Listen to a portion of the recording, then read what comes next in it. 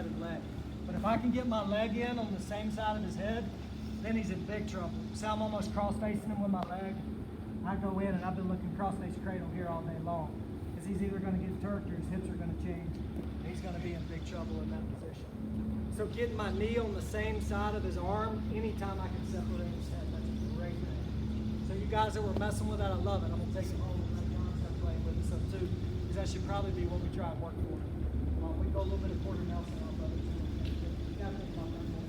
So now, next part of the battle, remember we're working backwards. We've got to win the height battle. That's one of the first things we have to do. And that's one of the main purposes of our sprawl.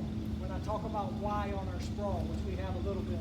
So now, same position starts, hands locked. We know what to do to start getting the height. Do my hands pull in or do my hands push down? My hands push down. This is a great time for us to start practicing getting height to set up our cutback, which I probably know is coming in this position when the guy gets height too.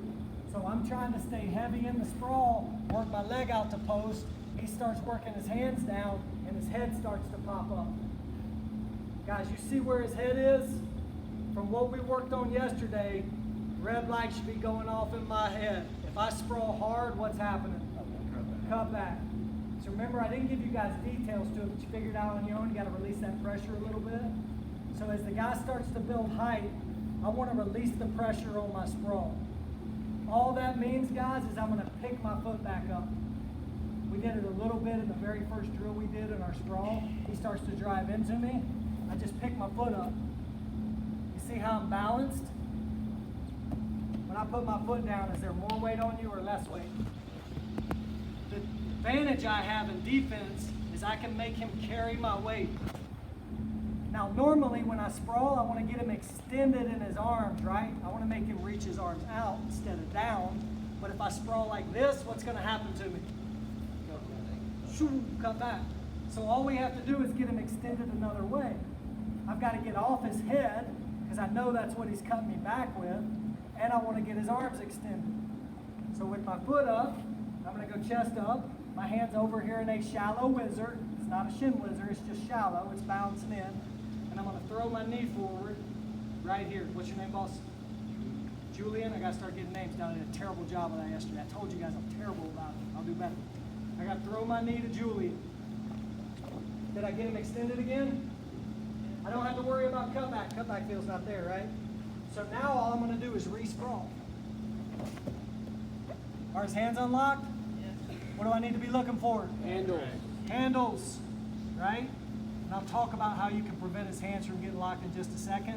But I do want to practice some. He gets his hands back locked. And then we got to go through our tools. Post, knee, or baseball bat break. If he does keep the hands locked. But right now we're working on winning this level battle with a re-sprawl. I don't want to fight this battle as hard as I can sprawling back. He's got the tool to beat me to come me back. I'm going to pick my foot back up, turn and face the way he is, throw my knee forward, and then just go right back into my sprawl. Start to build height. There's the float. There's the turn. My foot's still off the mat. A big part of this is keeping balance. Guys, you're going to see me release this whizzer a lot. I do this a lot in my defense. Just pretend like I keep it in. I got a ton of muscle memory coming over to here. It's just one of those weird things that I do. You do not have to do it.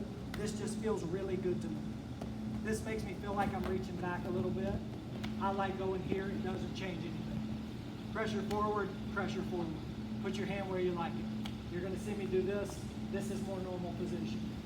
Turning chest up, throwing my knee to Julian so I can remember the name. Throwing that knee forward. Once I get him moving forward, see I'm getting him extended, I just rotate back into my sprawl. Finding my handles, breaking lock.